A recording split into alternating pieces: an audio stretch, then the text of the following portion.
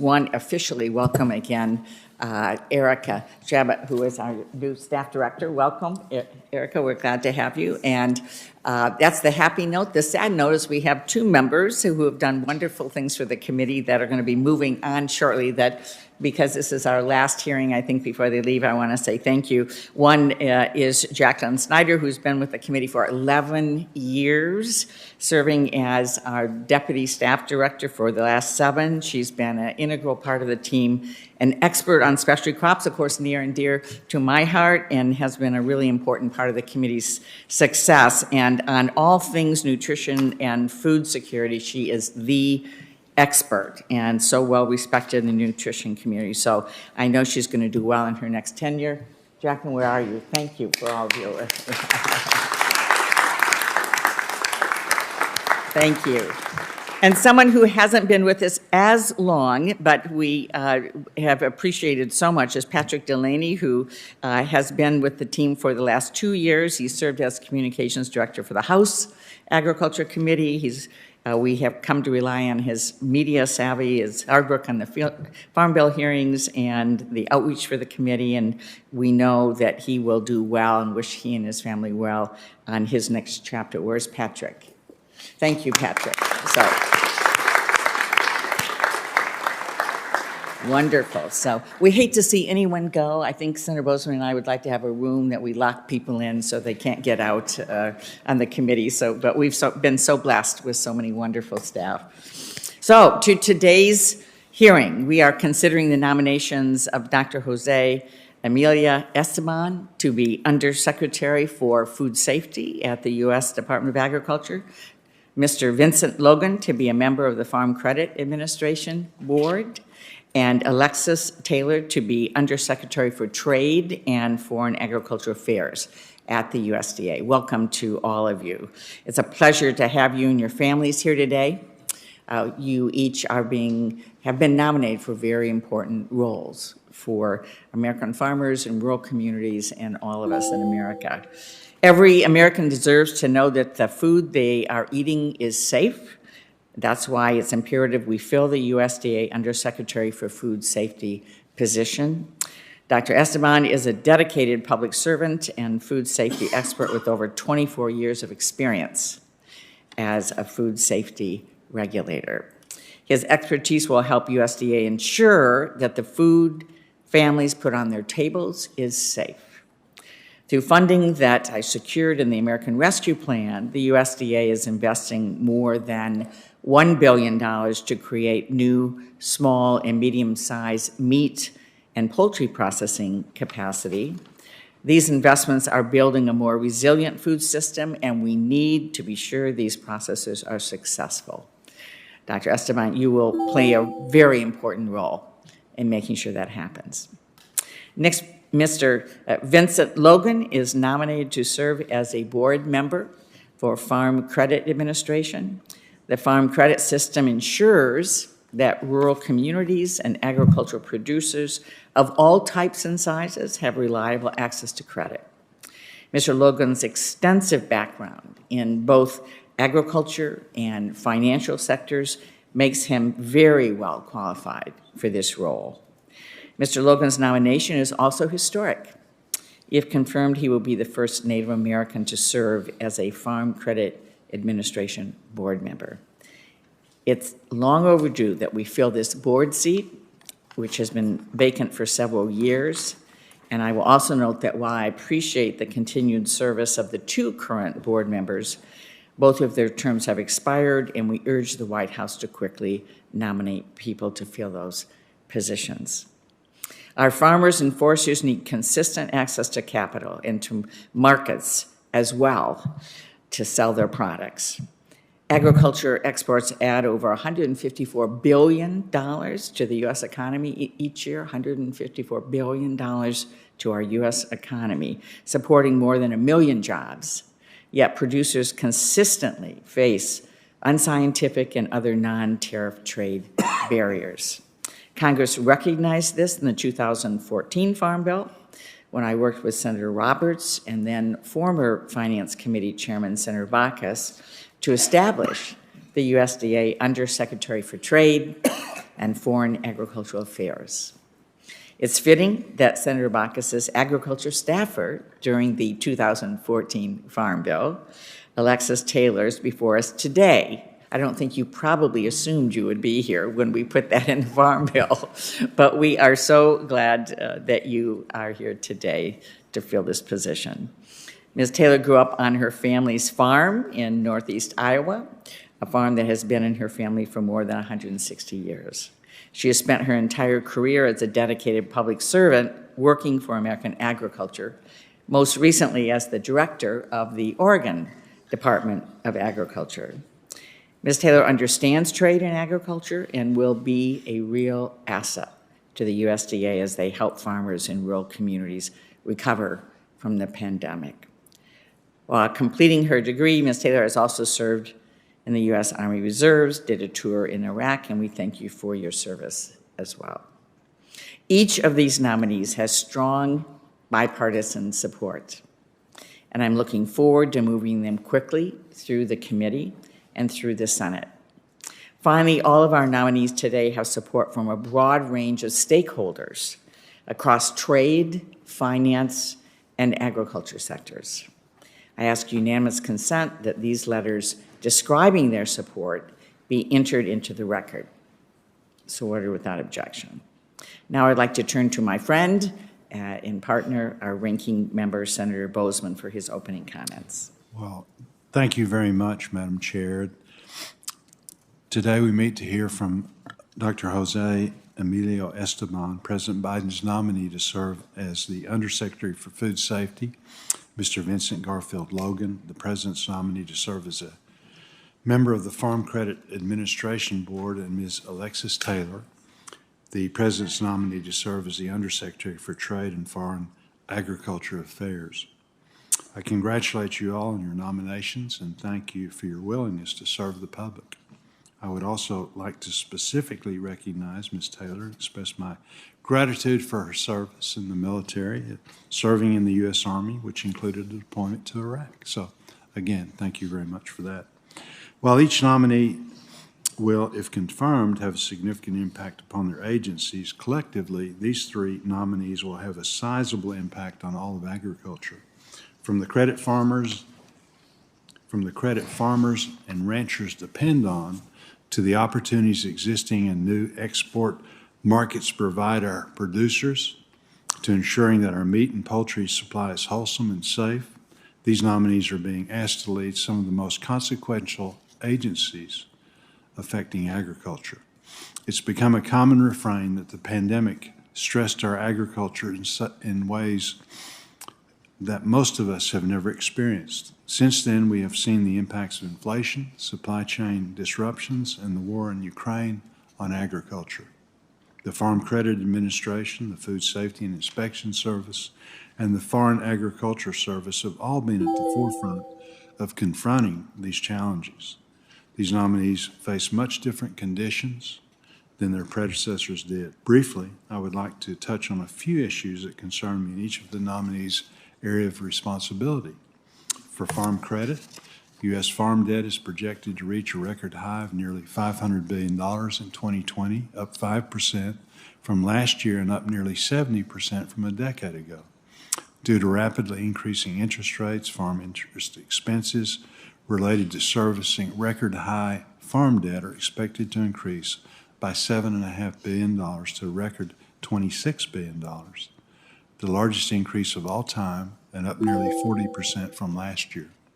In addition to increasing interest expenses in 2022, the record high increase in farm production expenses is expected to persist in 2023, making the cost of borrowing and capitalizing farm production efforts, such as the upcoming spring planting season, even more expensive. On food safety, ensuring the safety of the U.S. food supply is the utmost importance and one of the most crucial functions performed by USDA. Reliance on science and data have historically been the cornerstone of our country's food safety regulation, and it certainly should remain so. I think we all agree that. I'm interested in knowing more about the USDA's recent declaration of salmonella as an adulterant in certain poultry products and hope to get a better understanding of USDA's future plans with regard to salmonella regulation. Separately, I was critical of USDA's shift on line speeds in the pork industry. Poultry processors are also facing uncertainty on this front. Sudden changes in our regulatory system such as this have significant consequences for producers, the food supply, and consumer food prices. And finally, but extremely important, trade.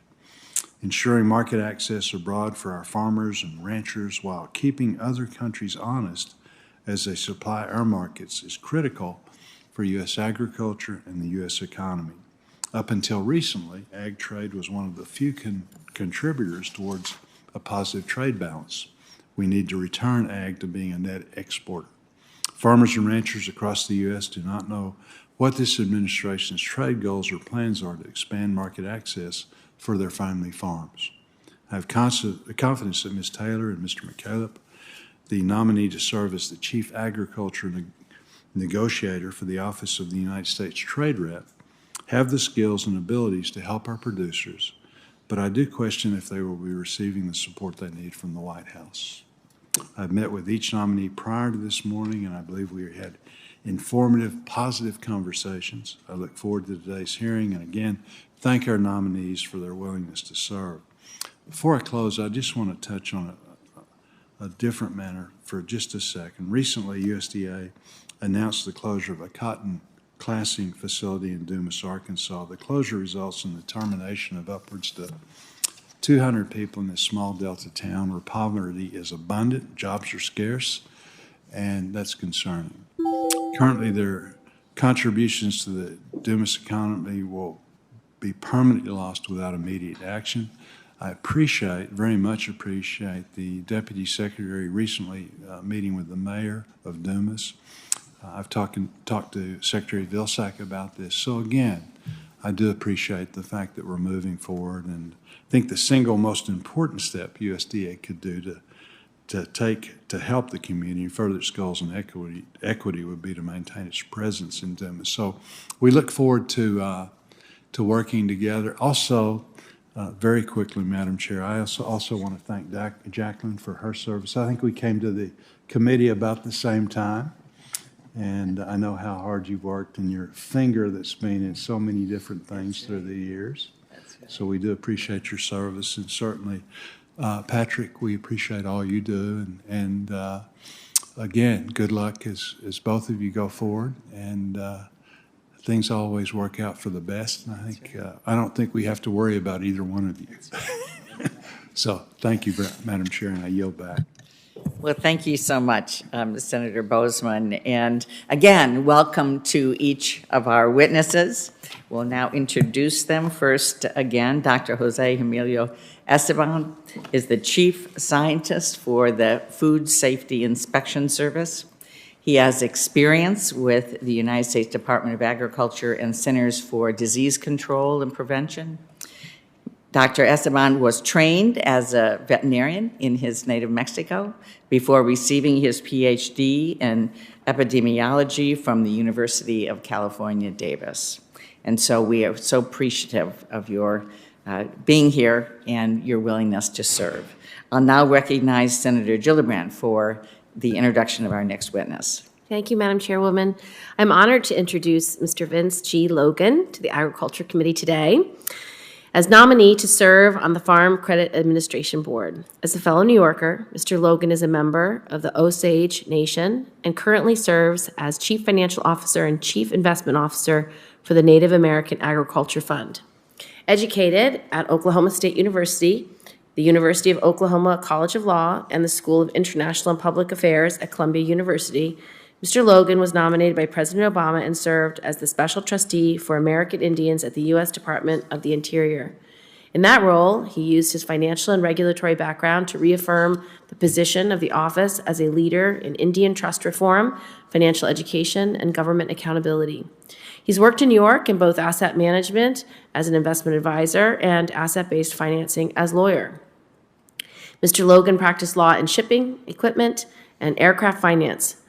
As an investment advisor, he focused on permanent fund development, financial education for clients, and institutional asset management. He was appointed as a director of the Little Rock branch of the Federal Reserve Bank of St. Louis, and is also an Oklahoma State University Foundation governor. In his spare time, Mr. Logan is a national speaker on financial empowerment and volunteers at tribal youth events teaching financial skills. He has also mentored numerous young professionals, guiding them through their careers in the securities industry and law. I'm proud to welcome Mr. Logan today, and I look forward to seeing how his financial and regulatory acumen will support the integral work of the Farm Credit Administration Board. Thank you, Madam Chairwoman. Thank you very much. And we'll now turn to Senator Grassley for our final introduction this morning. First of all, I want everybody on the committee, before I introduce Alexis, to know that I've known members of the Taylor clan for at least 52 years. My goodness. When an uncle joined me in the Iowa legislature, I've been acquainted with a cousin that was a political advisor to me, and I've also had a sister of Alexis that was a longtime legislative assistant in my office. Alexis serves now as director of the Oregon Department of Agriculture, having served since her appointment by Oregon Governor Kate Brown in December 2016. Prior to her appointment as director of that office, Ms. Taylor oversaw the U.S. Department of Agriculture's Farm and Foreign Agriculture Services. While traveling the world, she worked to open new markets and improve the competitive position of U.S. agricultural products in the marketplace. Before joining the USDA, she worked for several members of Congress, staffing members from Montana and Iowa. She is an Iowa native, obviously. Moved to Oregon after working 12 years in Washington, D.C., focused on U.S. agriculture and trade policies. She's a graduate of Iowa State University and grew up on her family farm near Holy Cross, Iowa, which has been in her family for more than 160 years. As you know, I've known Alexis for many years, and I think very highly of her. I'm very pleased that she's nominated for this position, and I urge her quick confirmation for the reasons that we've been waiting for 20 months to get agricultural policy at the head of this administration. And this ought to move along very quickly, and it really ought to move next week by UC. Thank you very much, Senator Grassley. And you can Madam tell us Chair. the real secrets, by the way, of Alexis and her family when we're offline, the real deal. Madam Chair, may yes, I? please. May I add? Yes, you may. Oh, thank you. Absolutely. Yes, Senator Ernst. Thank you. I am also a fan of Alexis Taylor, as many of us are in this room, and we do share so many things in common, like Senator Grassley outlined. We both grew up on our family farms. We both graduated from the Iowa State University. We got a little Panther Cyclone rivalry going on here. But we also served in our great United States Army, and I truly want to thank you for your commitment not only to our farms, but commitment to the greater good of our wonderful country. And we'll continue to serve in public service, and you've done that for many, many years. So thank you so much for that service. And I just want to piggyback on what Senator Grassley said, that it is incredibly important that we have this role filled. And we have over 85,000 family farms in Iowa, and we are the top producer of our nation's pork, eggs, corn, soybeans, and ethanol. And our farmers and our trade partners have waited over 20 months for the Biden administration to prioritize trade challenges and to seek these new opportunities. So again, Alexis, we're glad to have you here. You have Senator Grassley that has been at the helm here working with your family for many, many, many years. And I am glad to welcome you into this role with our federal government. Thank you so much. Thank you, Madam Chairwoman. Absolutely. Thank you. You have 100% of the Iowa delegation here supporting you. And I hope that next week we can get 100% of the Senate. In fact, what would be great is to get a UC, Senator Grassley, on all three of these nominees to fill these positions. Hopefully we can do that. We can work together to actually get that done next week. So I have two things next that I need to do. First, to administer an oath we have to do for all nominees. Please stand and raise your right hand if you each would. Do you swear and affirm that the testimony you're about to provide is the truth, the whole truth, and nothing but the truth, so help you God? Thank you. Secondly, do you agree that if confirmed, you will appear before any duly constituted committee of Congress if asked to appear? Yes. Thank you very much. We all look forward to learning more about your visions and your priorities. You will each, as you know, have 5 minutes for testimony. We welcome any other written documents that you would like to give the committee, and we will begin with Dr. Esteban. Thank you, Senator. And it's kind of hard to follow that introduction for Alexis. If this were a competition, I'd be in trouble. But gladly, I'm not competing, so I'm just going to go on with my introduction. Chairwoman Stabenow, Ranking Member Bozeman, and members of the committee, I want to thank you for the opportunity to appear before you today and for your consideration of my nomination for Undersecretary of Food Safety at the United States Department of Agriculture. I want to also thank those who are responsible for my success in life, especially my family and the many colleagues with whom I've served during my tenure as federal employee. A special thanks to my wife, Mandy, my son, Joseph, he's watching this from Tokyo, and my daughter, Emily. I continue to learn every day from them, and I hope to do so for the rest of my life.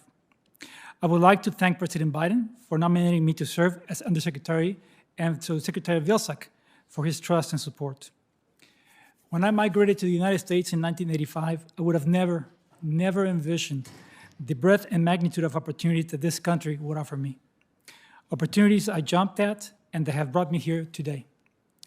My mother's cousin, David, opened his home to me and sponsored me into the United States. The first stop from the airport was to the Social Security office so I could get my tax number so I could start working.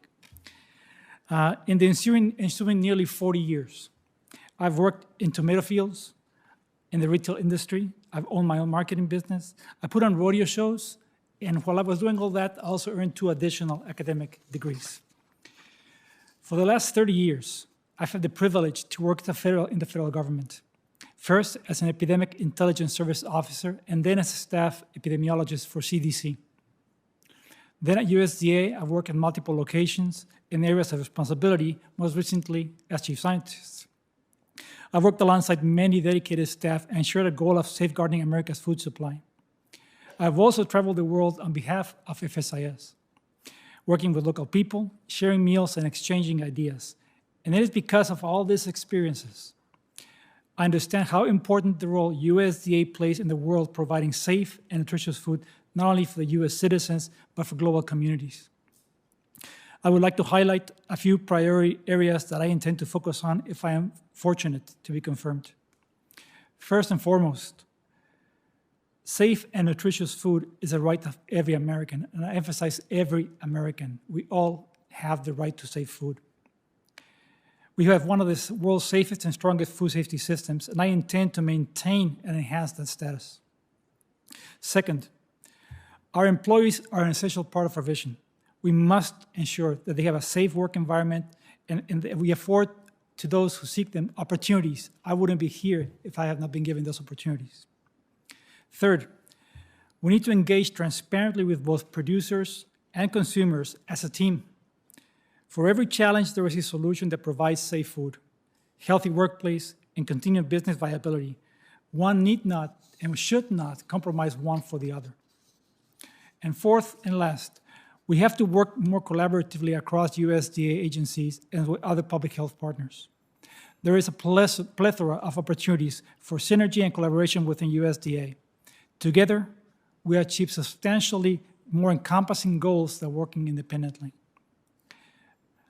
I am excited and eager for this opportunity, and if confirmed, to lead USDA's food safety work for the Biden-Harris administration and further the administration's efforts to transform America's food system and support a more resilient local and regional food production while ensuring access to safe, healthy, and nutritious food for all communities.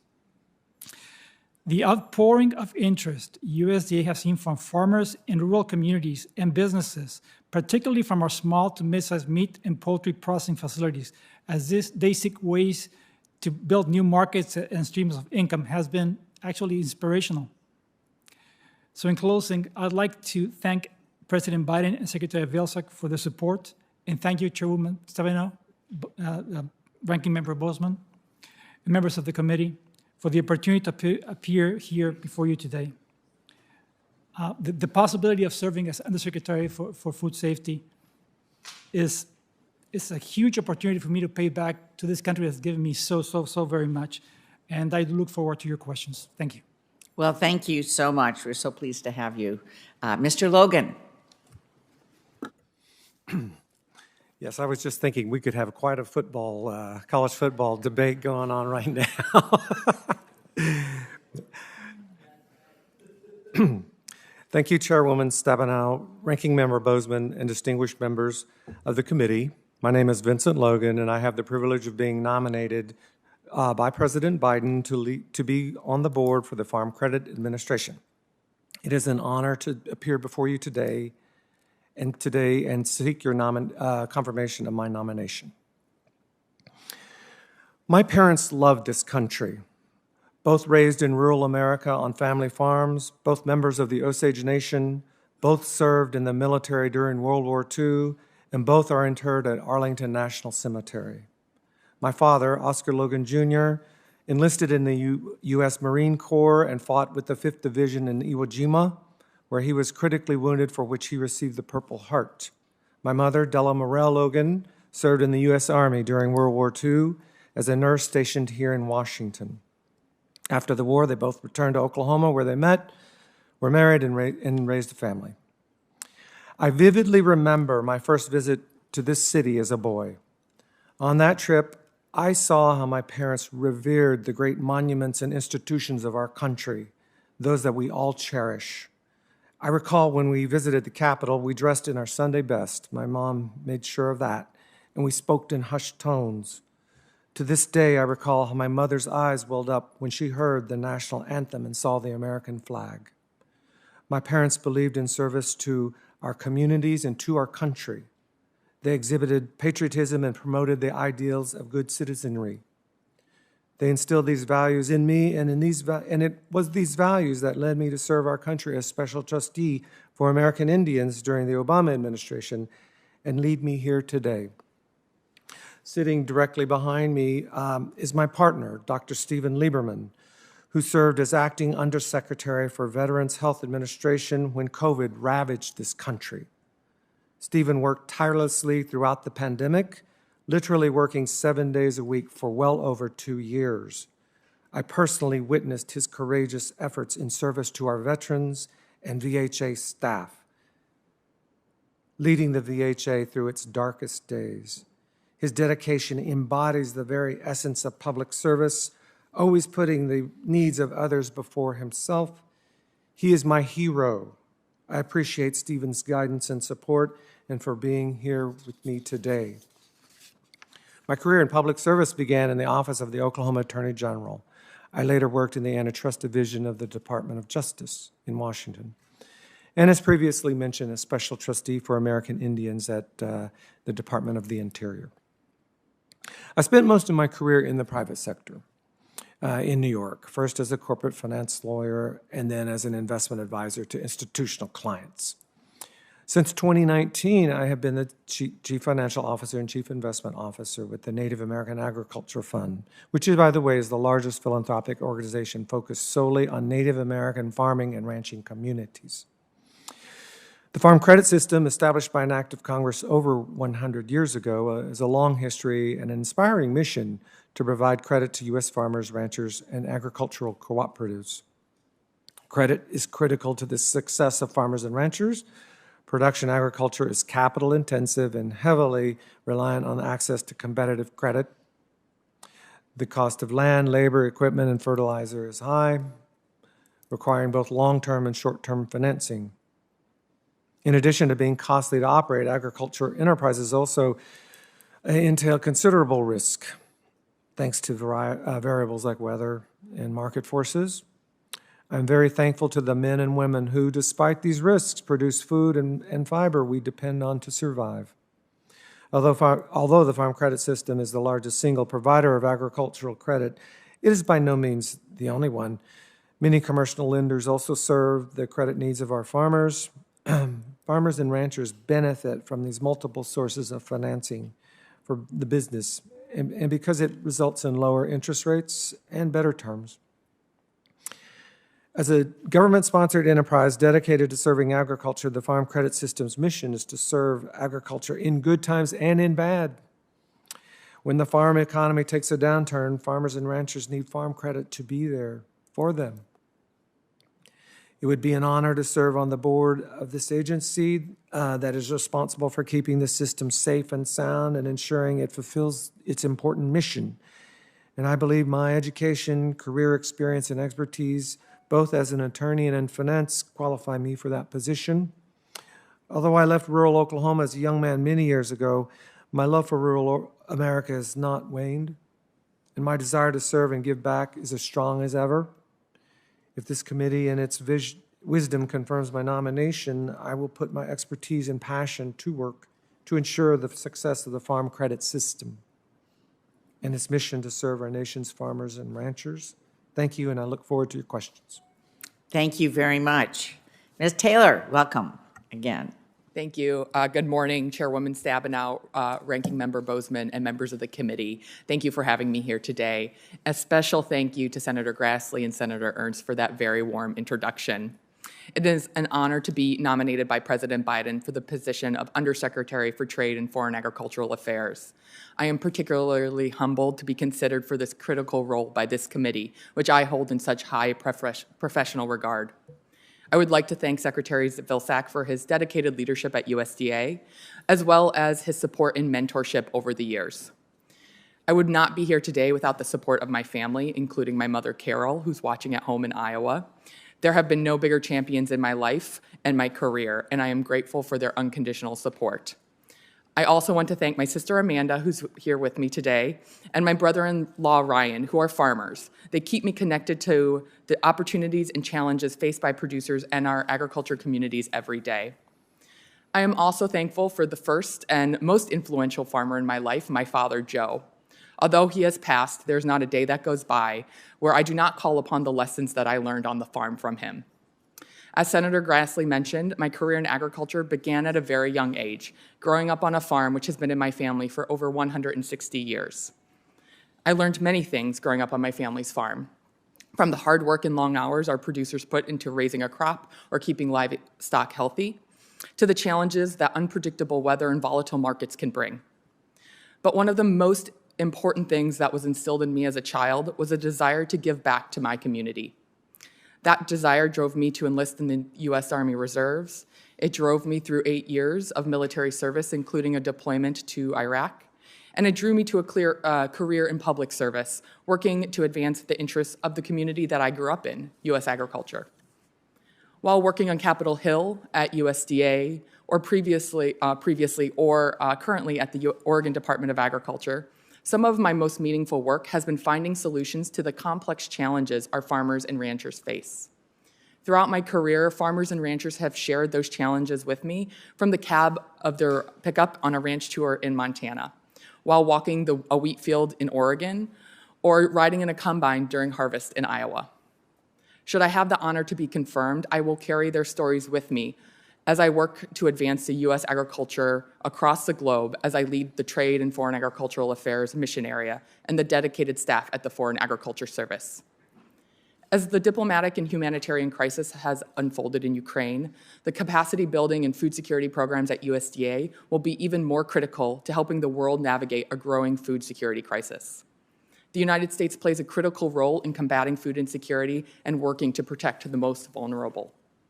I am proud of this part of the TFAA and FAS mission, and will be committed to this work should I have the privilege to serve. At the same time, our producers here at home are experiencing unprecedented challenges, from supply chain disruptions impacting not only our food and agriculture exports, but critical imports, to the impacts of inflation. These challenges are being felt directly by producers across the country.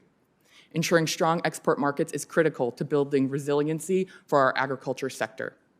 Expanding and maintaining diversified market opportunities, rebuilding strong and reliable trading relationships, and holding our trading partners accountable is essential. And equally as important is removing trade barriers and working to ensure our trading partners have transparent, science-based regulatory requirements, which are predictable for our exporters. As I have seen from my current position at ODA, the Biden-Harris administration have made it clear that the country's trade agenda is focused on growing the economy and creating trade policy where agriculture is at the table.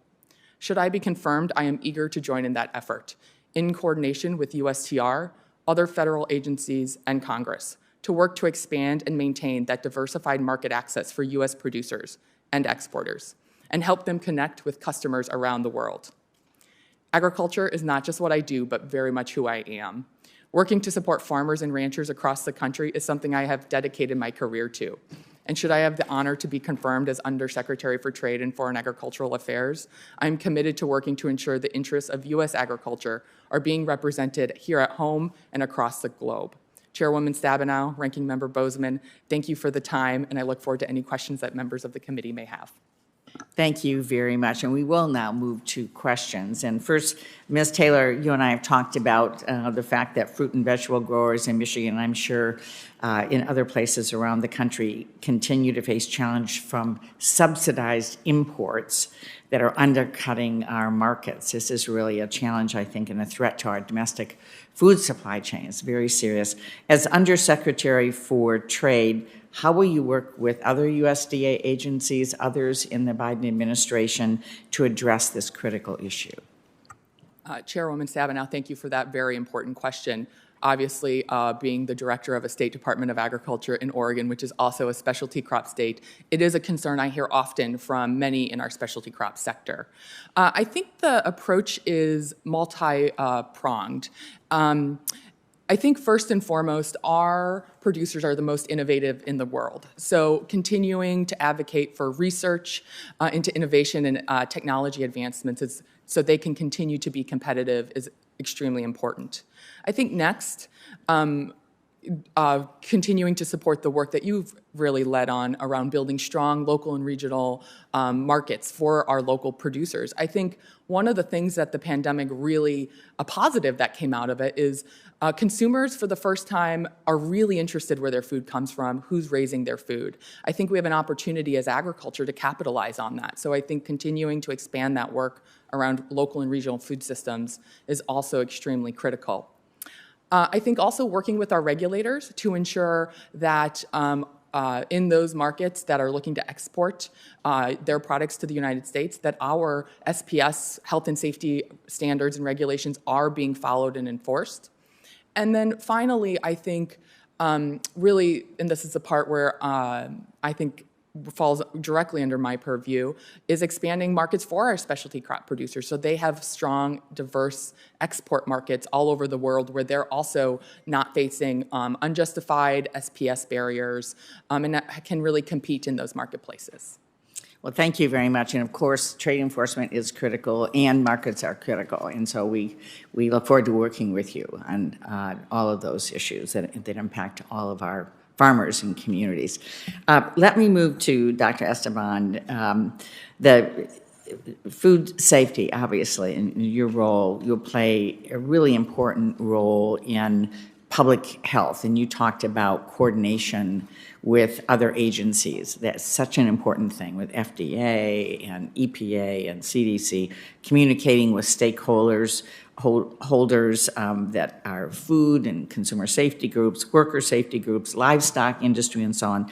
Could you talk more about how you would collaborate with other agencies and bring in stakeholders as you're making decisions? Thank you very much for that question. It's very important that we realize that we achieve a lot more by working together than by working independently. Throughout my career, I've had the opportunity when I was at CDC to work with FDA and USDA. And now at USDA, I've worked across all the agencies in USDA on specific topics. It is so positive when we can get together and work together on something. The challenges that we face today in food safety are not simple. They're actually very, very complex. And so we need to include everybody in this effort. Whether it's local producers, whether it is the national distribution chains, whether it's for research or whether it's for export. I think everything needs to be taken into account with the goal is to produce safe food.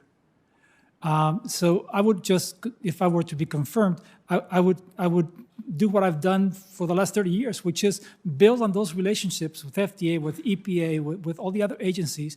I've now had experiences with a lot of very good people in their leadership positions in those agencies. And so we have a very strong relationship. We just need to have a single focus. And in my opinion, there's no more important single focus than food safety, public health. So I think that by building those coalitions, we can achieve anything we want. Thank you very much. And Mr. Logan, when we did our initial Farm Bill hearings this year, both in Michigan and Arkansas, we heard a lot about the importance of access to credit for beginning farmers. We want more people going into agriculture.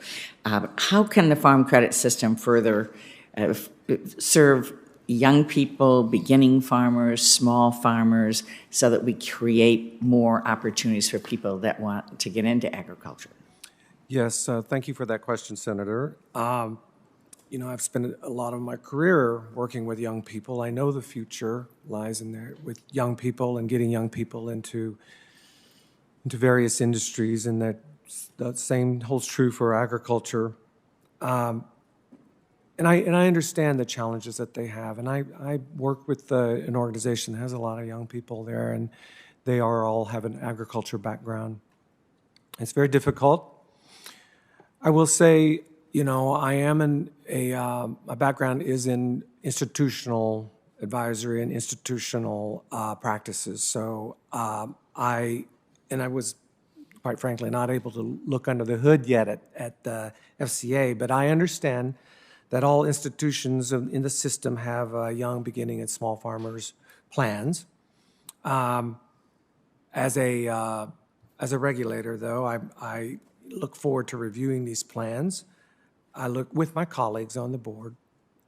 And another piece to that is that I have to ensure that the system holds the adequate capital for these young, beginning, and small farmers. And that's within the mission of the FCA. I'm certainly open to meeting anyone and to hearing ideas, and I'm a strong believer in dialogue, and I'm willing to do that. But I certainly, you know, my mission is to make sure that the system is safe and sound, and that credit is available, and it is a dependable source of credit. Well, thank you very much. Senator Boozman. Thank you, Madam Chair.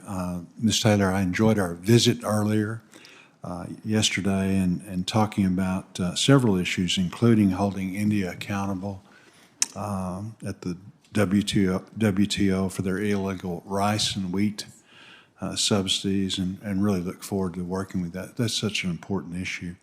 The role of the Undersecretary of Trade and Foreign Agriculture Affairs was created to really elevate the Department of Ag's presence in such an important effort. It's our hope that as the top trade rep or top trade voice at USDA, you will advise the U.S. Trade Rep, the Department of Commerce, and others on the impacts of various issues and market access needs of farmers and agriculture stakeholders directly. How will you work with the many other agencies that hold responsibilities over U.S. trade functions? Senator Boozman, thank you for that question. I think it's a very important one. We often talk about trading relationships, and I think that is intentional. Trade is still very much about relationships. And one of the things I'm very interested in doing is, should I have the privilege to be confirmed, building those relationships with sister agencies at USTR, at the Department of Commerce, and engaging what the priorities for U.S. agriculture are. I hope not to just have them at the seat at the table, but really be driving the policy that they need to see from the Biden-Harris administration to deliver meaningful market access and competitive markets. And so I think investing in those relationships will be key and something I am certainly committed to should I have the privilege to serve. Mm-hmm. Very good, thank you. Dr. Esteban, USDA recently announced action to declare salmonella an adulterant in stuffed poultry products, while also announcing plans to solicit comments on the appropriate salmonella standard in all poultry. ranging from zero tolerance to focusing on specific serotypes.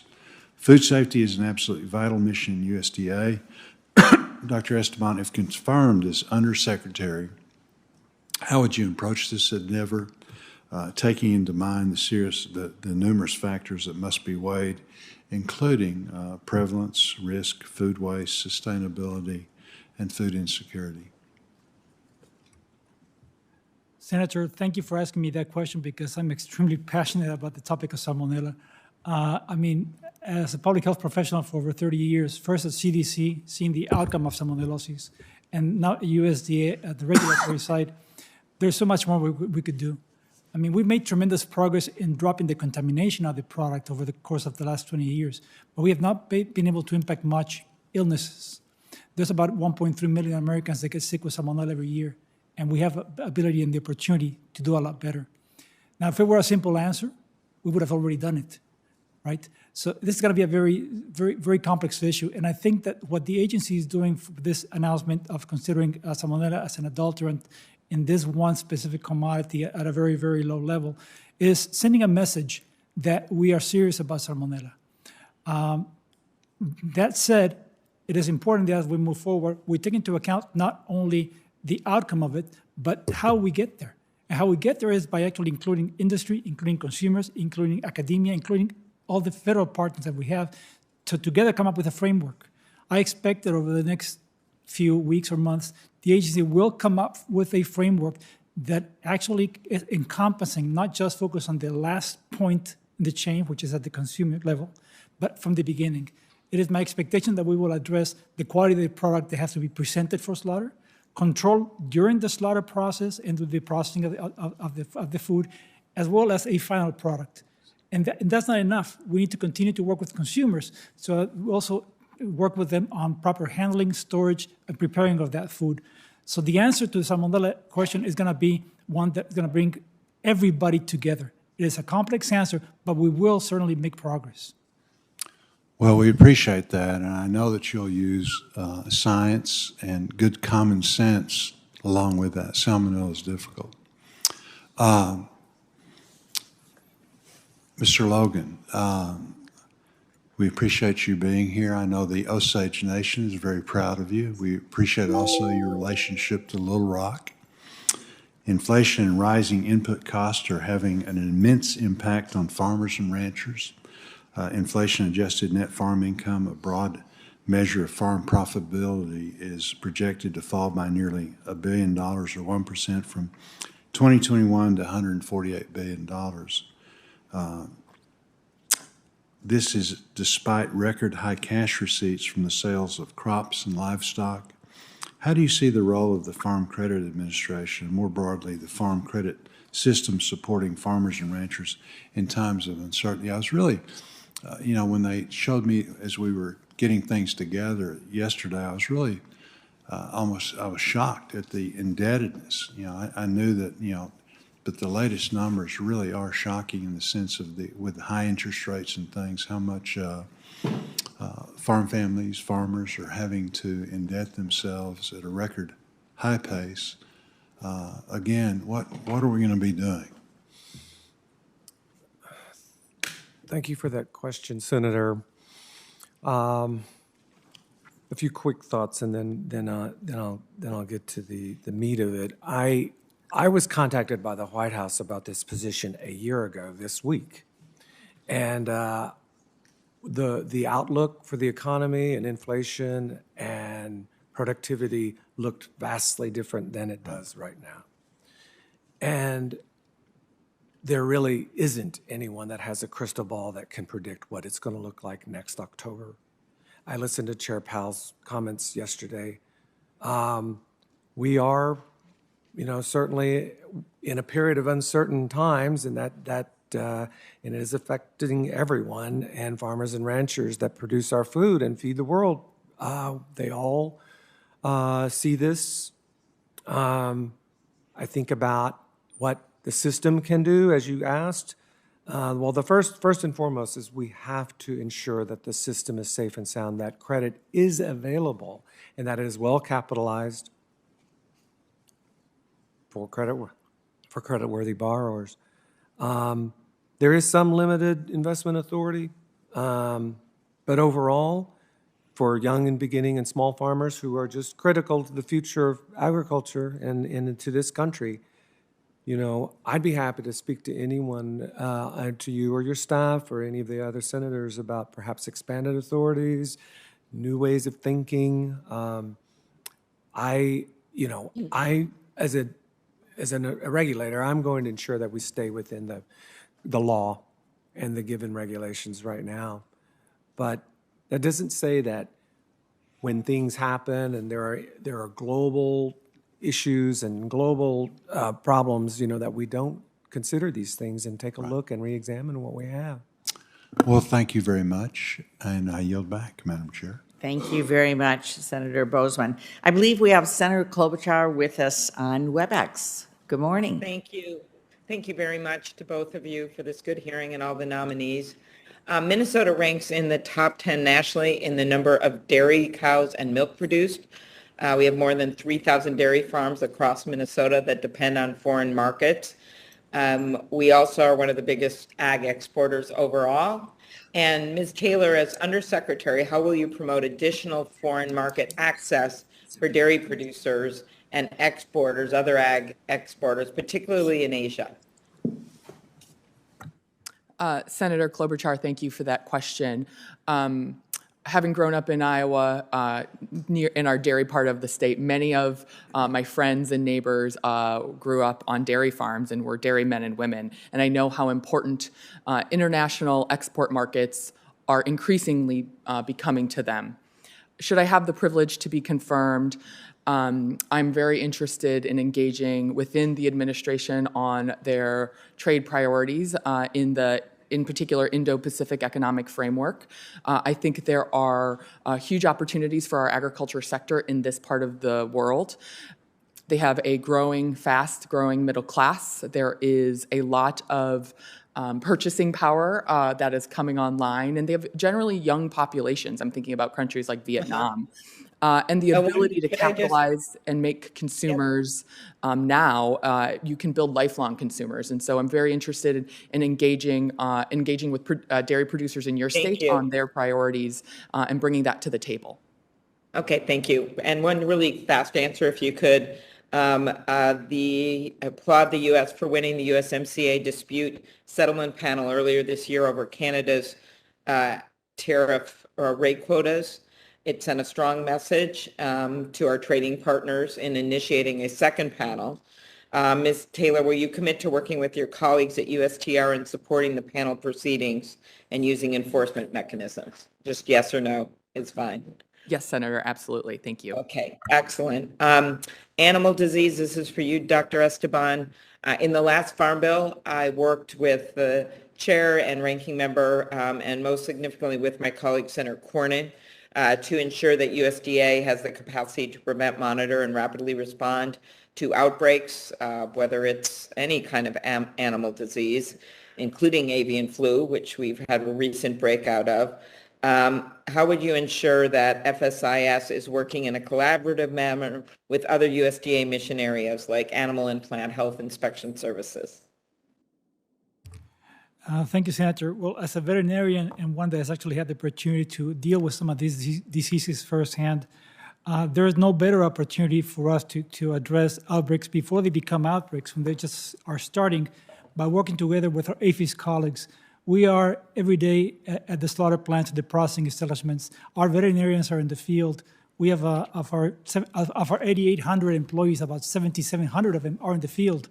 So we have firsthand experience and observation by doing ante-mortem and post-mortem inspection of all the animals to identify when it first happens and before it becomes a big issue. So if I had the honor of being confirmed, I would definitely reach out to my colleagues in APHIS and see how we can strengthen the already strong relationships and actually improve on our surveillance mechanisms. Thank you. Yeah, thank you. And one other thing that you will be involved in is small and medium-sized meat processors. I think you know the problems we had during the pandemic with our supply chain. The administration's been working on this. We've been working at it on the committee to make sure that there are competitive alternatives available. What steps will you take to ensure that the needs of small and mid-sized meat processors are met? Thank you, Senator. Yes, this administration has been very strong in trying to develop a growth for that small and medium-sized farmers. As I said before, FSIS needs to be present at all those processing establishments. This is an opportunity for us to work with our colleagues in the rest of USDA in trying to transfer knowledge, transfer technology, have guidelines, and have an open door policy, so that anything that they need to actually get up to be competitive, that we're there for them. So our goal is to basically provide anything they would need to support the investment the U.S. is making in this part of the market to make sure that they're competitive. Thank you. And I'm not going to ask another question. I'll put one on the record, but I did want to make sure that you knew, Dr. Esteban, that early on in the Senate, I worked really hard on getting some centers of excellence in terms of being able to trace foodborne illnesses. And the University of Minnesota was one of those. We are very, very proud of the work that we did and we are doing in that area. We've had a number of deaths across the country, whether it's from peanut butter toast. We had a woman die in our state. There were prosecutions of that manufacturing facility afterwards. Someone went to prison. But we also had other things that were more innocent that happened. And it's really important to stop these in the tracks when we find them. I appreciate your work on food safety. Thank you. Thank you very much. Senator Ernst. Thank you, Madam Chairwoman. And we'll start with you, Ms. Taylor. Again, thank you so much for being here today. And I'm very happy for your nomination and the others as well. Thank you very much for joining us. I am concerned that the Biden administration is foregoing America's trade and strategic leadership by failing to aggressively pursue a number of commitments, whether it's through like the Indo-Pacific Economic Framework or through the decision not to go after comprehensive free trade agreements. And the lack of ambitious market opening initiatives not only disadvantages our U.S. workers, our farmers, ranchers, and businesses, but it also jeopardizes America's competitiveness and security in the long term. So later today, I intend to introduce a bipartisan bill with Senators Tina Smith and Angus King to increase support for market access program and foreign market development. And while these don't necessarily fall under your mission area at the USDA, can you please detail what would you do should you be confirmed to advance U.S. agricultural exports, and how will you work with Ambassador Tai and others in the administration to make sure that we do focus on trade barriers, ag trade barriers, and especially in the area of the Indo-Pacific? Senator Ernst, thank you for that important question. So I will start maybe with the MAP and FMD funding. Those are critical tools that Congress has given to USDA to administer for our exporters. Mm-hmm. The Oregon Department of Agriculture today actually accesses some of those dollars and conducts international activities to support Western states companies. Exporting to other countries is complicated. There are language barriers, there are cultural differences, there are confusing SPS requirements, and those tools are so vital for our exporters to get into that market and build those trading relationships, which I talked about. I think, and a priority of mine, should I be confirmed, I'm really interested in engaging within the administration to really have our producers, our farmers and ranchers help drive our trade priorities. As I mentioned earlier, there is a lot of excitement, I think, and opportunity in the Indo-Pacific region. And I'm interested in engaging on what meaningful market access might look like there, enforceable standards for our agricultural community that then they can rely on, and ensuring then that we are enforcing those standards when those commitments are not being lived up to. and really addressing non-tariff barriers, because those oftentimes can get thrown up in unjustified ways for our agricultural exporters, and making sure that those are science-based, those are clear and predictable. And so I'm very committed and interested, should I have the privilege to serve, and really focusing on some of my time within the administration and colleagues at USTR. Wonderful. And I'm glad you bring up science-based as well. As you hopefully will work with Ambassador Tai and others in the administration, we do need to ensure through your role as well that science-based regulatory requirements are enforced. And I'm glad you bring that up, especially when it comes to GMO corn and glyphosate trade, and in particular with Mexico. So can you maybe address how we turn then to this hemisphere and address those issues with Mexico?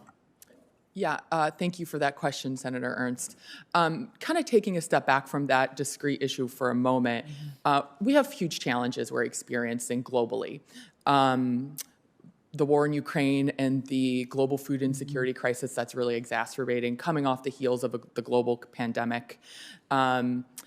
Climate change and the impacts to production. I see it in Oregon. I know your farmers in Iowa have experienced it, as we're seeing changes and challenges with production based upon that all over the world. We are going to need advancements in science and technology globally to address those challenges and continue to feed a growing world population. So I think that's the fundamental principle to work from. Should I be confirmed, I am very interested in engaging within the administration on what's going on in Mexico around biotechnology, and my counterparts in Mexico to ensure that we are advancing science-based decision-making around the use of these critical tools that are necessary to meet those global challenges. Excellent. And I really appreciate your answer, science-based as always, and look forward to supporting your confirmation. Thank you. Thank you very much. Next, we'll have Senator Smith and then Senator Fisher. Thank you, Madam Chair and Ranking Member, and thank you to all of our nominees for being here today. Thank you for your willingness to serve, and look forward to supporting you.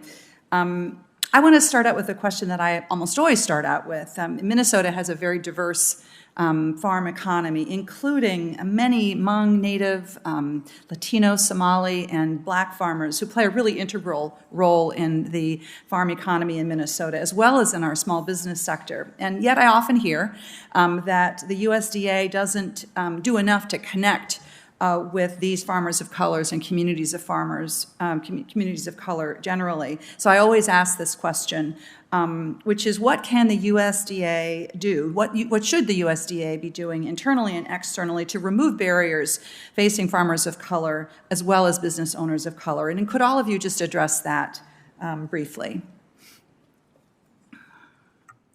I'll go up first, Senator Smith. Thank you for that really important question. In Oregon, at the Oregon Department of Agriculture, we've been investing a lot of our time in this space. How do we reach our producers of color? One of the things we have really discovered is there has to be an intentionality behind it. One example, we administer a small equipment and infrastructure grant program for producers who want to get into the farm to school program in Oregon. And we realize there is also a Somali small agricultural community. What our staff decided to do one time on the announcement is actually translate that for them. And what we heard from community leaders was they had seen the grant before, they never felt like it was for them, and they put in an application because we had translated it. And so I think that intentional approach and engagement with those community leaders is so critical. And should I be confirmed, I'm very interested in bringing that intentionality to the programs of the Foreign Agricultural Service. Thank you. Would other panelists please comment? Thank you, Senator. Working with the states has been one of those things that I have had more fun with than ever in my career. I was at CDC. I spent a long time in the states, especially in Minnesota. They had the best group of people working over there on food safety and outbreak control. And you're right. I think that the efforts that we do locally are going to be reflecting on what happens at the nation.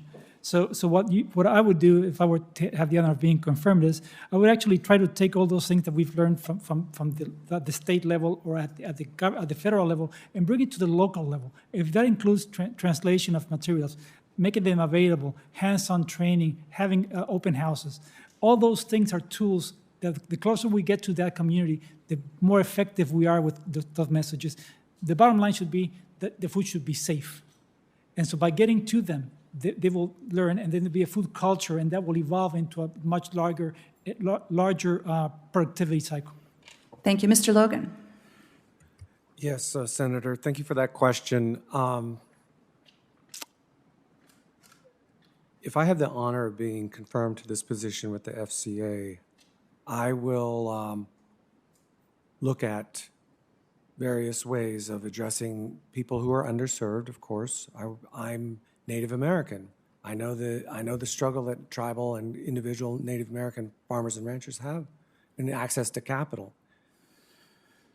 I'm going to ensure that the system is safe and sound, but it also has to be equitable. And I think we all agree on that for the strength of the country and for the strength of feeding people. USDA aside, I will personally, work with anyone if I am confirmed on new ideas for addressing farmers of color and in particular, of course, with the community that I know well, Native American. Thank you very much. Thank you. Dr. Esteban, I am very supportive of the Biden administration's actions and this Congress's actions to increase investment and support for small meat and poultry processing. The concerns that we have about the intense consolidation in the processing sector and how that not only, and what the implications for that across the whole range of areas, including food safety, but. I want to just come to the question specifically of expanding access to food processing for tribal governments. This is an area of real interest for Minnesota's sovereign tribal nations. So, Dr. Esteban, could you talk about how the Food Safety Inspection Service has broad discretion here to work with processing plants of all sizes? Can you commit to me that, if confirmed, that you would work with tribal governments through the process of assisting them as they set up and operate and inspect their own meat processing facilities?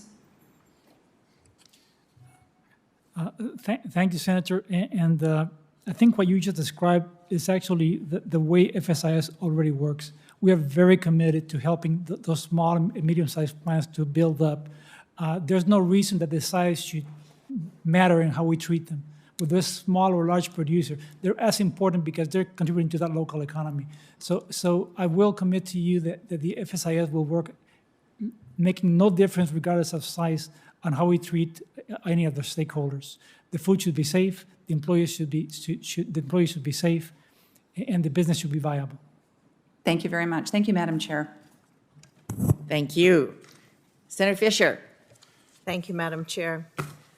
Ms. Taylor, it was nice to meet with you yesterday, and I appreciated the conversation we had about expanding trade, getting into trade agreements, how important the export market is to American agriculture. We discussed the Indo-Pacific region. We also talked about issues that affect Nebraska corn growers, specifically to Mexico. And when you look at the amount of white corn that Nebraska exports, it's half of the white corn in the United States. Mexico's been a top destination for Nebraska's corn, including white corn. But I have deep concerns over Mexico's policy on ag biotechnology. They are set to ban biotech corn as soon as January 2024, and this policy is definitely out of step with the commitments that were put in the USMCA. If left unaddressed, these policies and processes that are related to ag biotech will harm economies on both sides of the U.S.-Mexican border. We've heard there have been some good conversations with the Mexican officials, but we haven't seen any actions from that. So I would ask you, if confirmed, will you work with your USTR counterparts to enforce the USMCA's biotechnology provisions, and if necessary, to advocate for the United States to take enforcement action? Thank you, Senator Fisher, and I also enjoyed our conversation yesterday, so thank you for the time.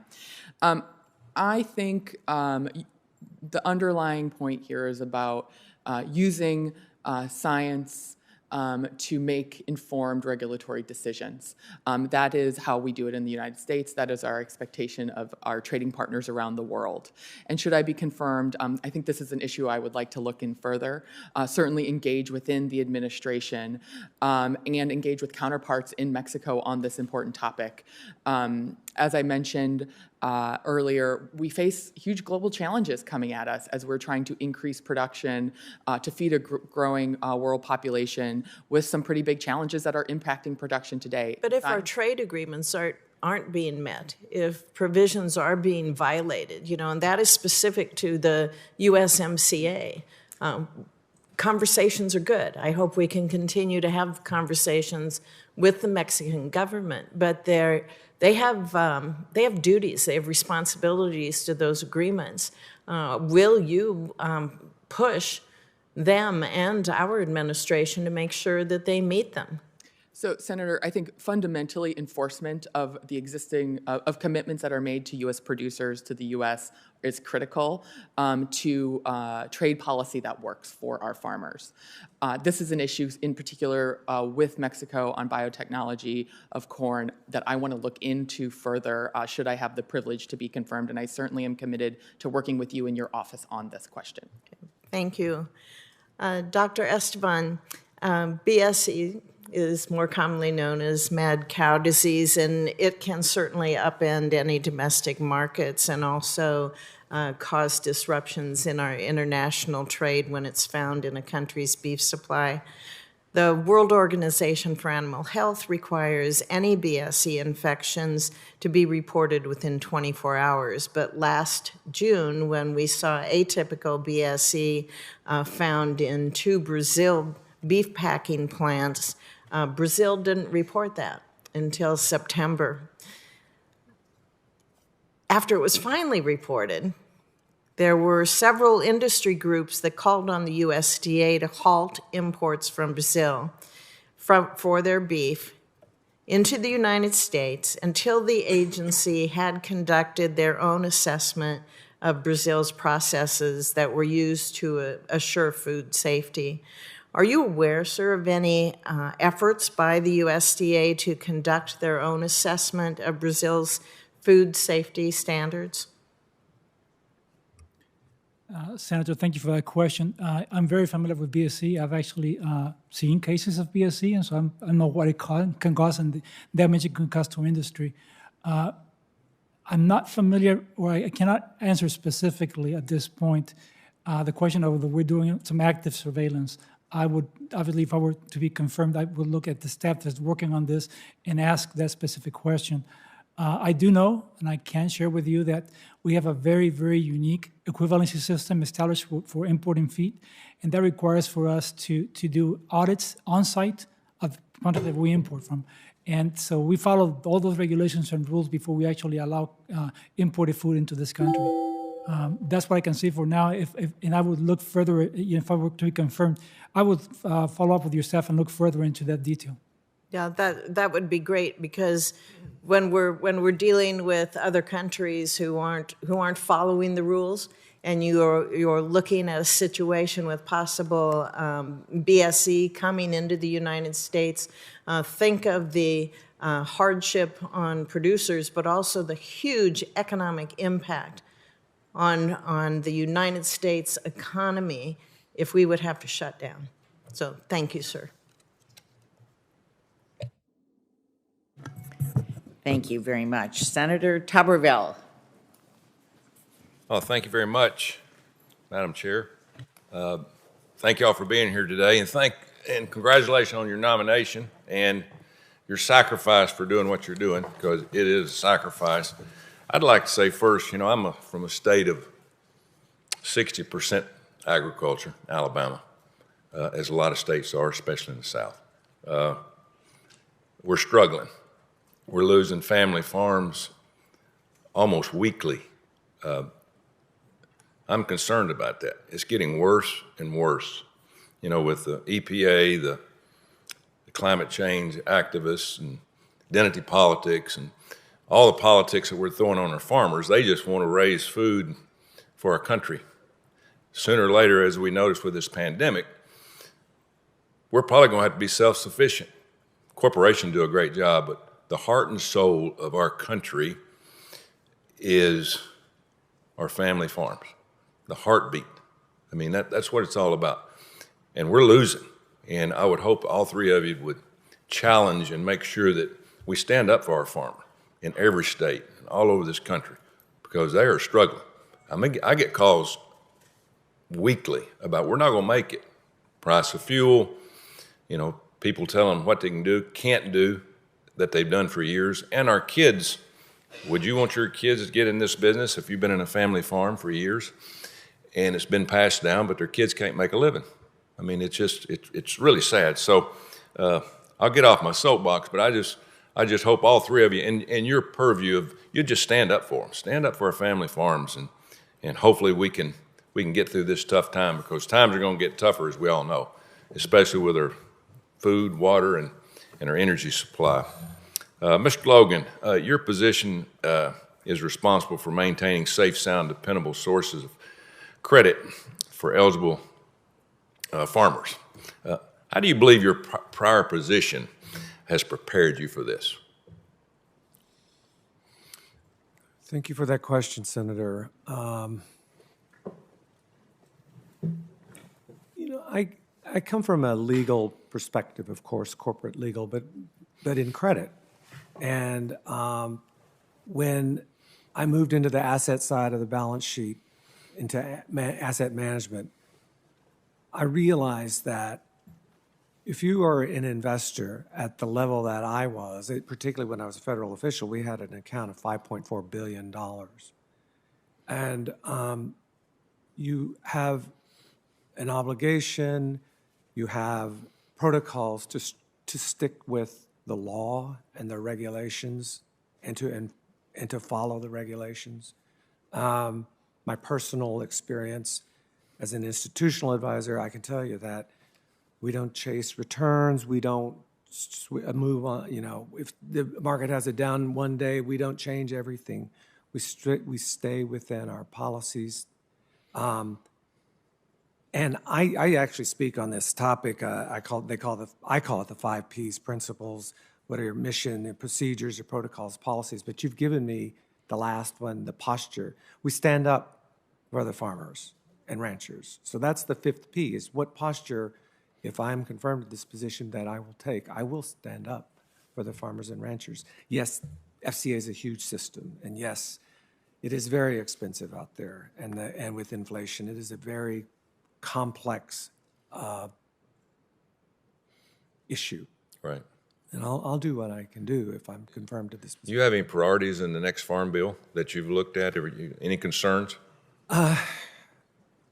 We didn't go into the farm bill in as much, but I will tell you one thing. My career is about young people, and the young people is the future of agriculture, the future with the YBS programs at FCA. I will focus on that. If I'm confirmed this position, we have to help young people and beginning farmers and small farmers.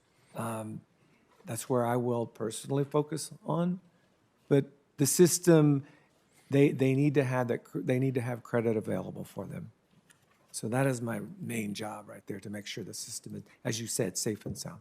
Right. Being that you went to Oklahoma State and Oklahoma, you have a tough time during the backyard brawl. What do? Hide at home? Yeah, okay. I understand. I've got a few other questions for the record, Madam Chair. Thank you very much. Absolutely. Yes, thank you, Senator.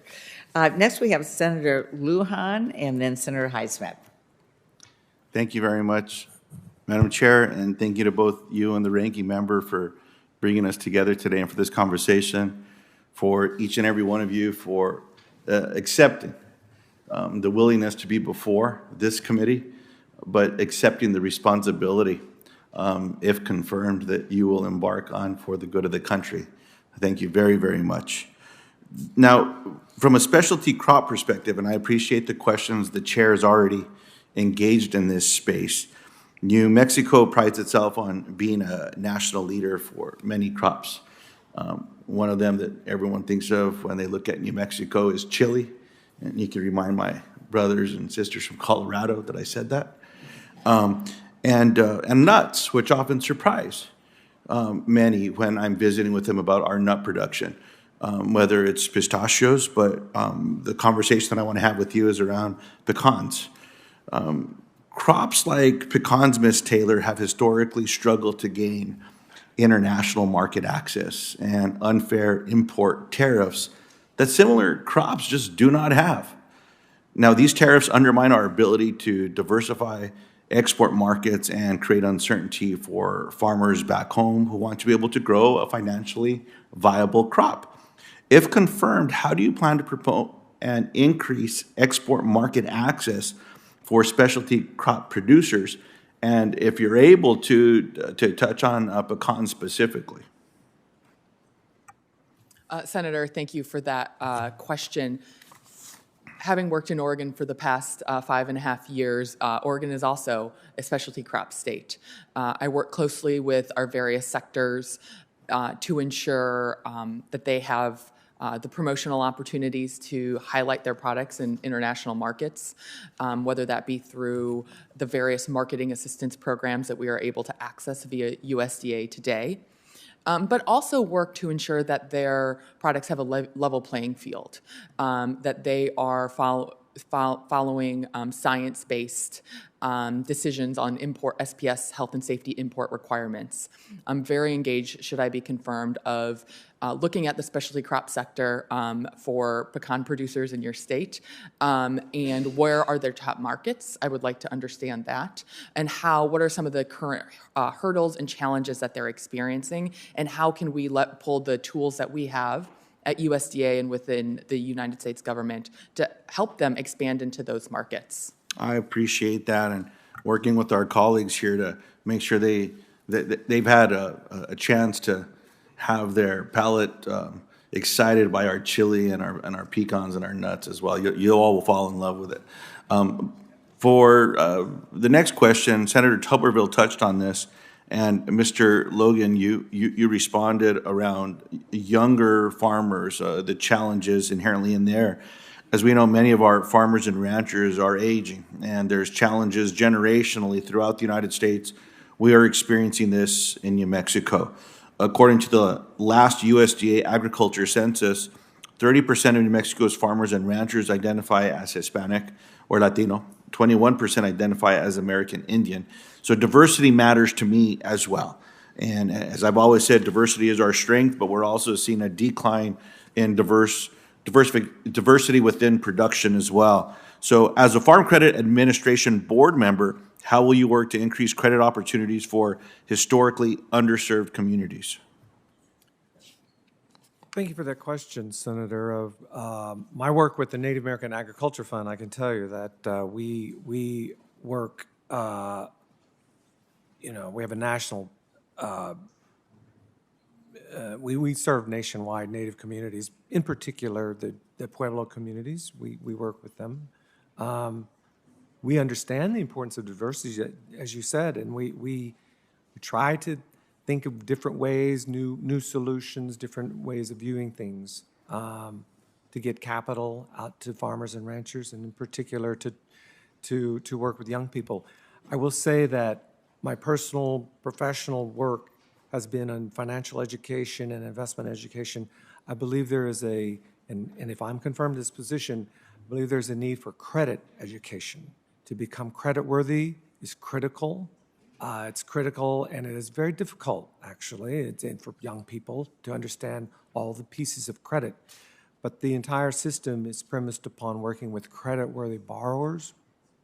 I really, like I said, I didn't look under the hood for the FCA yet, but I understand that there are ways of working with young borrowers, and there are programs, and I've got to make sure that they are being followed. The programs are being followed and doing what they promised to do. But my personal view is that it is credit and understanding how credit works. It's just critical for everyone right now, and that in particular for borrowers of color. I appreciate that. And Chair Stabenow, as I see my time has expired, I do have some questions for Dr. Esteban. I'll submit them into the record. It's around country of origin labeling, product of the USA labeling, things of that nature. And, my question stems from if I go buy an avocado, I know where it comes from. I know where it was produced, but not always true with beef. And so I'll submit those into the record, but I want to say thank you again for being here and look forward to following up. Thank you, Chair Thank you Stabenow. so much, and important questions to follow up on. Thank you so much. Next, we have Senator Hyde-Smith, and then I believe Senator Braun will go next. And so, thank you. Thank you, Madam Chairman and Ranking Member, for holding this meeting, and thank you to all three of you for being willing to step up and offer yourselves in these positions. And I've been impressed with what I've heard today. My question is for Ms. Taylor. First of all, I want to say how I admire you and that we have been on a trade mission together, and you were a true leader, and I was very impressed by that. And one of the things that I want to talk about with Mississippi is we're proud to be one of the top rice producers in the entire country. Rice production in the Southeast generates hundreds of millions in economic output annually and helps put affordable food on our plates, both at home and abroad. But the producers in Mississippi and across the country continue to operate at a disadvantage to major competitors like India, which over-subsidize their farmers and violate World Trade Organization obligations. If confirmed as Undersecretary, will you help lead the charge at USDA and work closely with the Office of the United States Trade Representative to ensure that our domestic producers operate on a level playing field with foreign producers? Not asking for anything else, just what's the level? And if confirmed, what are your plans towards securing new trade deals and expanding markets overseas? And will you work with both the USDA Foreign Agriculture Services and U.S. Codex Office with your jurisdiction to ensure that science-based policies remain the backbone of our international trade institutions? And I know that was a lot in one, but I know you can handle it too. Well, thank you for those kind words, Senator Hyde-Smith. I also enjoyed our time in Hong Kong and Shanghai when we went on that trade mission. So I think first, one of my, fundamentals around trade policy is ensuring that we are enforcing existing commitments that have been made to the United States, regardless if that is in a bilateral, multilateral, or plurilateral sense, such as the WTO. Should I be confirmed, I am very interested in looking into this issue, engaging with your rice producers in Mississippi in your office on this issue to look at it further. I think from the question of new trade deals, what I'm very interested in is a couple of fundamentals to bring to the conversations within the administration around what is meaningful market access for a cross-section and diversity of U.S. agricultural products that we are producing and exporting. How do we address non-tariff barriers and ensure that science-based regulatory processes and decision-making is being implemented within those various trading partners, and then having enforceable standards within those trade commitments. And then the final step is ensuring that when commitments are not being made or lived up to that have been made to U.S. producers, that we are then enforcing those standards that we have negotiated. And so with my approach, that is the kind of the fundamental approach that I want to bring to the conversations around the trade policy for the administration. And then finally, as you mentioned, with the reorganization, the Codex Office has moved under the TFAA mission area, and fundamentally that body has helped bring science-based clarity for food products for the international export market, and keeping that science-based decision-making and conversations there rooted in science is absolutely paramount and something I am very committed to should I be confirmed. Thank you very much. Thank you, Madam Chairman. Thank you very much. Senator Braun. Thank you, Madam Chair. Ms. Taylor, enjoyed our conversation yesterday, covered a broad array of subjects. This one is particular to my home state of Indiana and other poultry-producing states. Indiana is one of the top poultry producers in the country. Layers, turkeys, ducks, the whole works. Been hit hard by the HPAI outbreak this year. As you know, situations like this can have a significant, not only current impact, but long-term as well, because when you have to remediate it, it's basically, you know what the solution is. So it disrupts things big time, so it means that we have to be alert, we have to be preemptive, do whatever we can to try to keep it at bay. Since the first case was confirmed in February, I've worked closely with APHIS and our state agencies in Indiana to ensure that Hoosier producers have markets for their poultry along with this challenge. Looking forward, I believe the U.S. should probably do more to be preemptive, to be proactive, because once these hit, the alternatives are not good, they're bleak. What steps will you take to be proactive, to adopt that kind of healthy paranoia, maybe you might call it, in trading that you're going to be in charge of in face of this challenge that does impact it? Thank you for that question. I think it's an important one. As director at the Oregon Department of Agriculture, dealing with high-path avian influenza is something that we are dealing with in Oregon as well. Oregon State Veterinarian is actually under ODA, and so this is unfortunately an issue I am very familiar with this year as well. I think first and foremost, working with the regulators at APHIS to ensure that they have the resources and the tools that they need to quarantine when there is a HPAI positive case, and then communicating with our regional trading partner or our trading partners when there is one, so we can ensure that we have an appropriate regionalized quarantine zone around that, and it doesn't impact the entire production of the state. I think that's very important. I think on the proactive side, communicating with our trading partners who are highly sensitive oftentimes to high-path avian influenza before we start seeing cases in the United States. This is not the first time we've experienced it. Unfortunately, it will not be the last. And so I think having that open communication and open dialogue with our trading partners that is rooted in the science of it is going to be critically important and something I'm interested in engaging in also with you in your office in your state, should I have the privilege to be confirmed.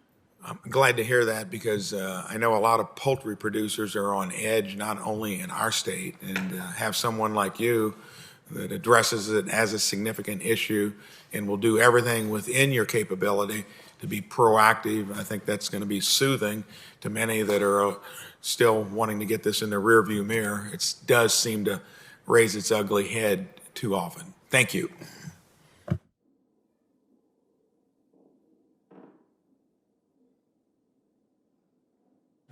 Thank you very much. Senator Hoeven was next. I'm not sure. He will be coming back. In the meantime, Senator Thune. Thank you, Madam Chair, and Ranking Member Bozeman, and thanks for having the hearing to consider these nominations, and thank you all for your willingness to appear before this committee and your willingness to serve in these positions. And before I start my questions, I just want to again voice frustration that I've expressed now for a year and a half, that we are this far into the current administration and we are just now considering the nominee for USDA Undersecretary for Trade and Foreign Affairs, and we still don't have a chief ag negotiator in place at USTR. The fact that the administration's failed to prioritize these nominations for what I think are very important roles there's just no excuse for it. Our nation's agricultural producers have been without a leading voice on the global stage for way too long, and so I hope we get these nominations across the finish line and get a focus on the issues that really matter to American agriculture, one of which obviously is trade. Ms. Taylor, as you know, cattle producers in South Dakota, Iowa, and across the country work hard each day to produce high-quality beef. Americans know this, and they want to know where their food is coming from, which is why I have been a longtime supporter of mandatory country of origin labeling, something that we have passed at least twice in the time that I've been in Congress. And each time it gets challenged at the World Trade Organization, and we all run for cover. And that's got to stop. We need a mandatory country of origin labeling regime in place once and for all, one that our trade negotiators are willing to go to the WTO and defend. And so when we introduced this bill earlier this year, the American Beef Labeling Act, we did it in a way that would allow the Office of USTR and USTA to develop a WTO-compliant means of reinstating MCOOL for beef. I still cannot understand why in the world, in this country, everything that we wear, everything that we all have on today has a label on it. We require labeling on everything in this country except the thing we put in the center of our plate. And this has got to change. And so I want to know, if confirmed, will you commit to work with me and my staff on finding a path forward on country of origin labeling to help address the concerns not only of South Dakotans, but I think of all Americans who want to know where their beef is coming from? Thank you for that question, Senator Thune. I think it's a really important one. It is a question and comment I hear often from Oregon ranchers. I hear it from my own family who raise livestock and raise cattle in Iowa. Should I be confirmed, I am absolutely committed to working with you and USTR on a path that could that brings country of origin labeling for our producers, but also for our consumers in a way that is WTO compliant. Okay, thank you. And Madam Chair, I would say Senator Tester and I have this bill. I hope that as we consider the next farm bill, we can get this incorporated in there. It is high time that we once and for all settle this issue about whether or not the United States of America is going to not only support its producers in enabling them to differentiate their products, but also give the American consumer the option of purchasing beef that they know has been born, raised, and harvested here in the United States. That's got to happen, and I hope we can get that done in this farm bill. Ms. Taylor, I'm also concerned about the administration's lack of attention to expanding markets for U.S. agricultural products. And I will again use the Indo-Pacific Economic Framework, or IPEF, and it fails to include market access. For generations, a large part of our nation's economic success has been based on the U.S. advocating for more, not fewer, open markets. As a result, U.S. farm and food product exports have grown substantially in recent decades, which has largely been due to greater market access opportunities for American exporters. Under this administration, however, there are no trade agreements under discussion or efforts underway to meaningfully increase market access for U.S. ag products. That is a problem. And there's some low-hanging fruit out there. There's some deals I think could get done fairly quickly. But I want to know, if confirmed, what actions you intend to take to advocate for market access opportunities for U.S. farmers and ranchers, and will you advocate for reauthorization of trade promotion authority, something that this administration has not requested and which many of us on both sides of the aisle, I think, would support. So we've got to have market access opportunities, tariff reductions that would benefit U.S. agricultural interests. I don't see it coming out of this administration in any form, and I want to know what you're going to do about it. Thank you, Senator, for that question. So I think there are a couple components that, should I be confirmed, I'm interested in engaging with members of this committee and the agriculture community and producers in your state around priority markets. And then you mentioned the Indo-Pacific Economic Framework. I think that's a very exciting region of the world, certainly for U.S. agriculture. There is a lot of opportunity. And should I be confirmed, I am interested in understanding the agriculture community's priorities and engaging within the administration on what does meaningful market access look like for our producers, what does addressing non-tariff barriers look like in that framework, and how do we bring about enforceable enforcement mechanisms to ensure that we can hold those partners accountable should they not live up to those commitments. And that collectively is absolutely a priority for me when engaging within the administration, should I be confirmed. It is a huge market opportunity. That region of the world also would act as a check and balance against China's influence.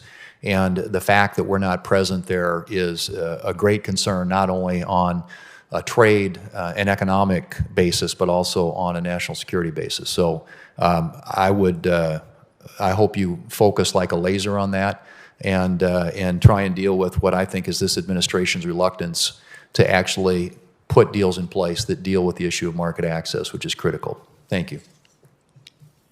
Thank you very much, Senator Thune. There is a vote in process on the floor, so we will wrap up today and thank again